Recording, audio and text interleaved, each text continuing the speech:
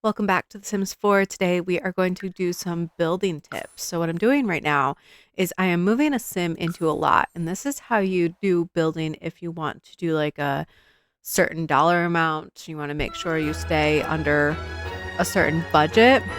You can bring a sim in here and you can like set your funds. So I like to do testing sheets on, I don't know if it's actually necessary, and then you can just type money, like 50,000.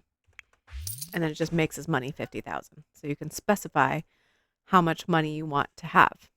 The other way to do this is if you want to build with unlimited funds, you just go into the world map, go to manage worlds, you click a lot, and then you just click this little button down here and just build. And then you can build with unlimited funds. Some ideas that I have here are if you want to just make your house, like make the roof look okay, like what's an easy way to do that? If you build a rectangle and then you build another rectangle like through that, like that. That can be an easy way to do it because then you can just roof it straight across. So I'm using my, what are these called? The keys next to the M.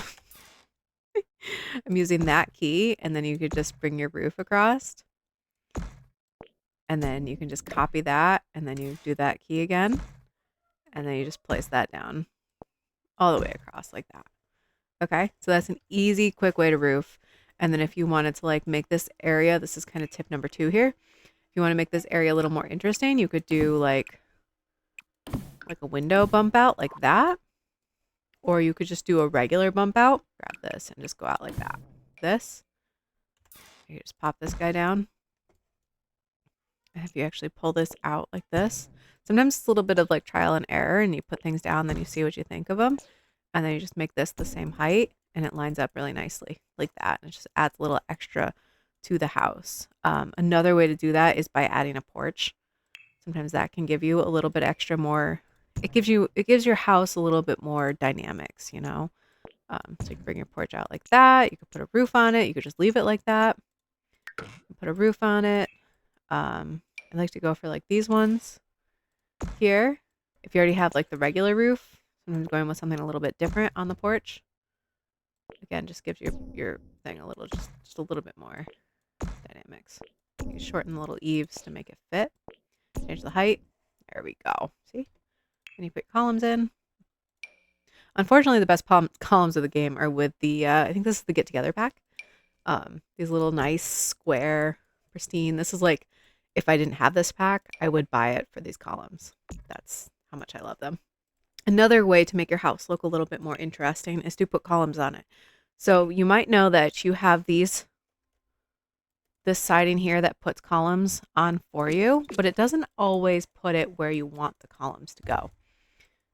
This house might be, oh no, see, good example right here is you don't have columns on these corners. So instead of doing that, I often will use the plain siding and then put the columns on myself. That way I can control where they go. Right on the corner like that. And I even like to put them in like this way. And then the other thing you can do is you hold down shift as you place them and you'll just get another one. So it makes it nice, quick, and easy to just duplicate them like so.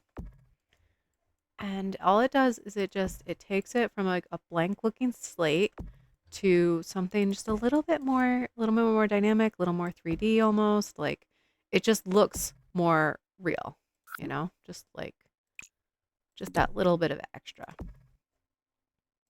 The other thing you want to do is always don't forget to put color on your roof because if you don't, it just looks a little bit. And then once you do this, you might notice some gaps. So right here's a gap. What I would do is just pull that in. That way it doesn't have a gap anymore. And then the other thing you can do is these. Put these in like that. Oh, see? And then I noticed that is a problem too. So let's say on this side of the house, you want to do like that window seat thing. I'll go this way. I like to do them too wide on the side there. And then we'll pull the siding in, make sure that's covered. A couple different ways that you can roof this area. You could put a fence over it, like one of the little fences. This one right here. I'm gonna put like this little fence. And you can do it in white too instead of in black so that it matches the house a little bit more. You can do that. And then you can take flooring Try to like match the house. Do something like this. And you do that, right? You could turn that area into a balcony if you had a second story. Or if you wanted to use an actual roof piece, you take your 8-piece one, you put it down like that, and then you drag this back arrow there. And then you want to pull out your eaves. So you're going to grab this down arrow here, and you pull that out like that. And then you put some nice windows on it, and it looks really cool. Well, these are like the eco lifestyle ones. Or you could grab the single pane for the center. So you have the single pane one for the center there. Looks very pretty, very nice. And I also wanted to show the example of like a wraparound porch too. So why don't we pull this back a little bit so we can show a wraparound porch. I'm going to pull the porch there, and then just for demonstration purposes, I'm going to pull that out a little bit extra. And then you're going to get the half-hipped roof, and you're going to go like this. You'll draw it out, and then you'll copy it, turn it over like this, put that down. Then you got to like, obviously you have to make that work.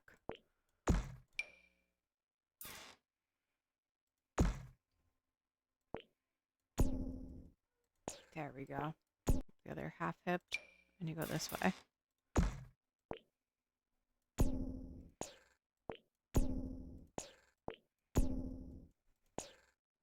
Wait, does that line up? That lines up. Let me pull this one up. There we go. Honestly, I would probably angle that up a little bit more. Pretty. So I'm just going to pop columns on here because we pushed it back a little bit. I'm just going to put them on here and just make it look more central to the house. Okay, beautiful. All right. Now let's put in a door. You can pick whatever door, any door that you feel like works best for the house that you have. I'm just going to pop that door in there. Over here would be really nice for like a big window set like that. And you can leave it flat on the ground. You could lift it up. Oftentimes, if you want to make it as realistic as possible, lifting it off the ground like that helps. And you just throw on some stairs. Usually stairs as wide as the door is the best way to go. Like, let's look at the back here. So let's say we have a porch on the back. Put that guy in there. Okay, and then we're going to put like a single door back here. Let's go white like the front. Okay, right like that. And then you're going to put the stairs down. See, if you put one set of stairs, actually, or just double. Doing 2 stairs, 2 wide. Sometimes looks good. Centering it with the door. Put it there. So we can put it like that. We'll go back to the front and let's talk landscaping.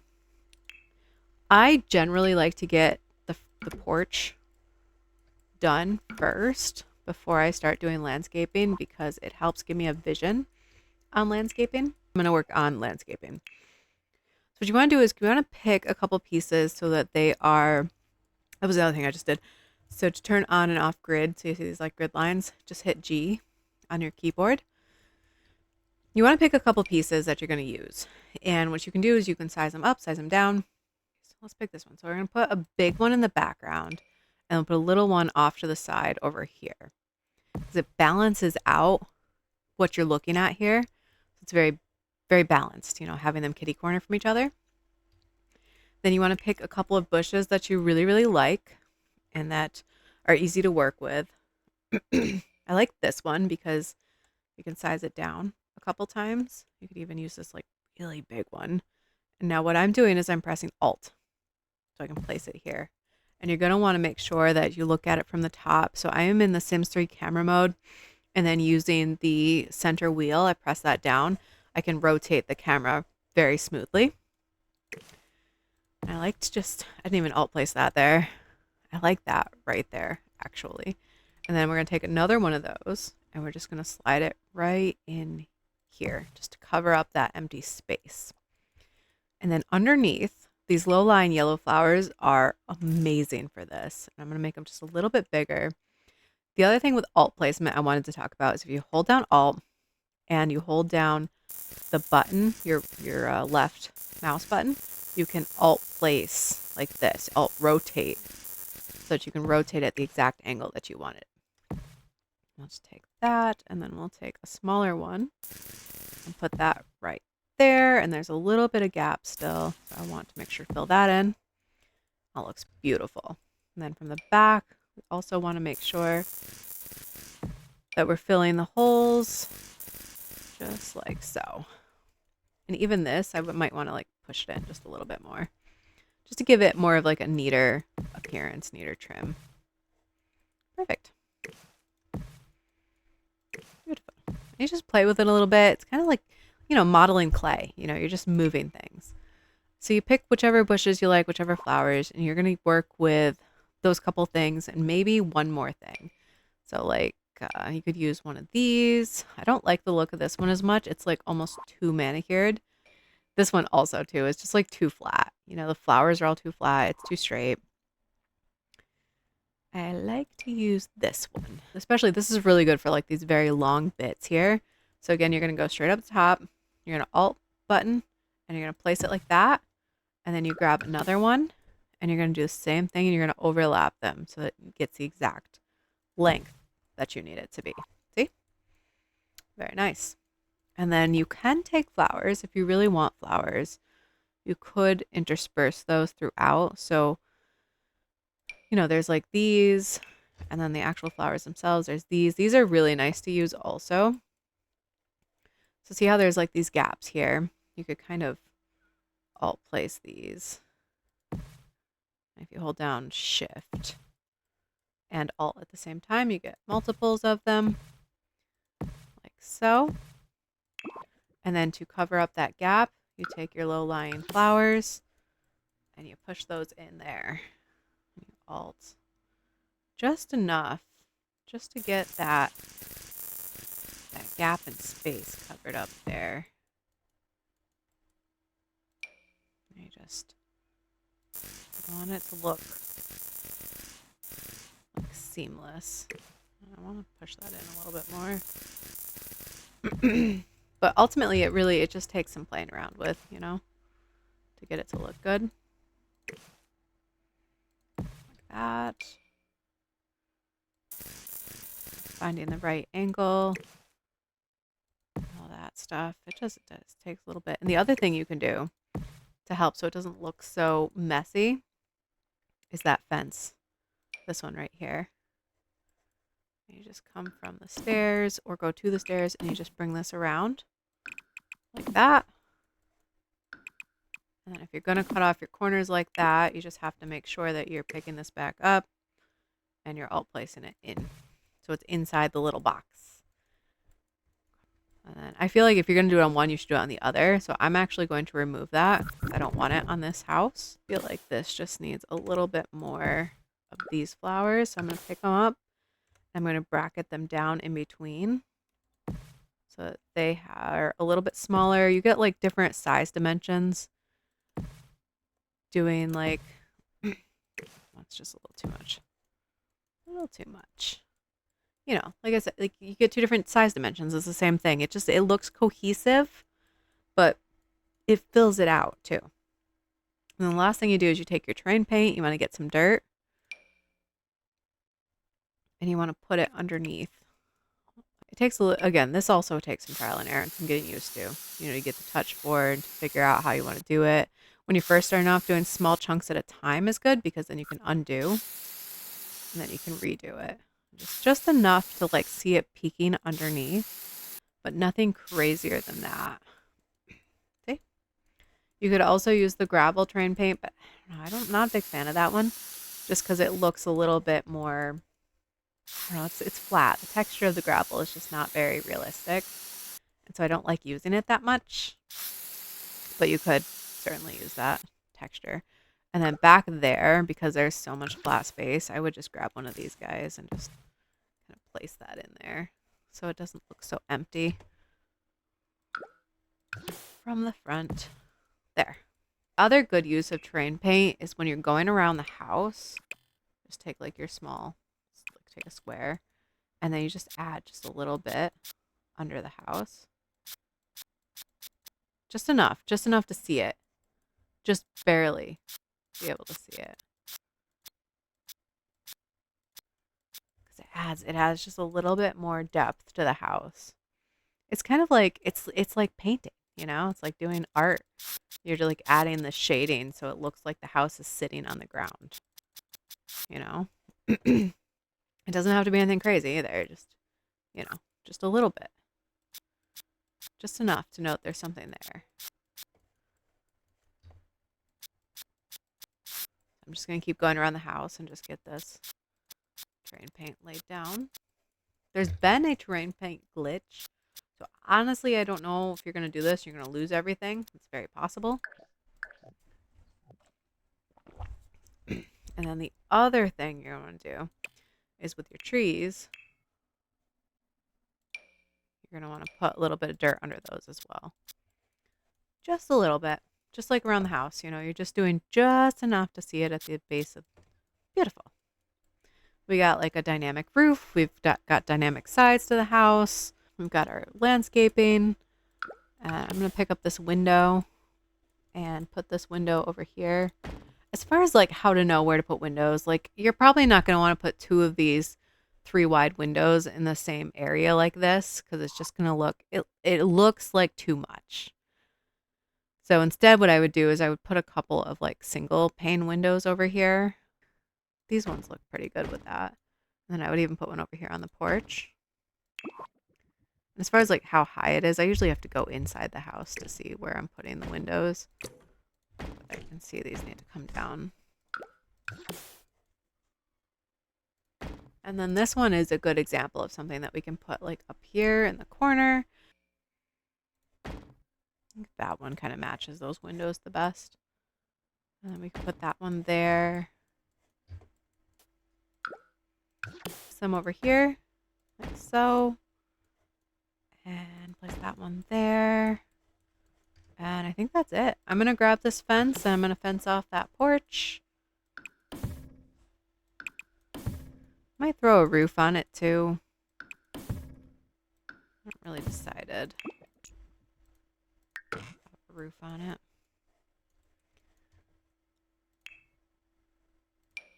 Be able to do this one.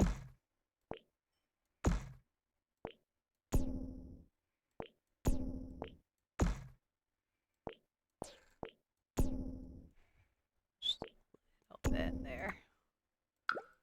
Put that there. Grab that. Put siding on the side of it. And if that happens there, you just drag this over like that. I'll grab my columns and I'll put one there. Put one there. Now, because it's smaller, you don't really have to do the columns on either side of the steps. Even here, I think I kind of like it.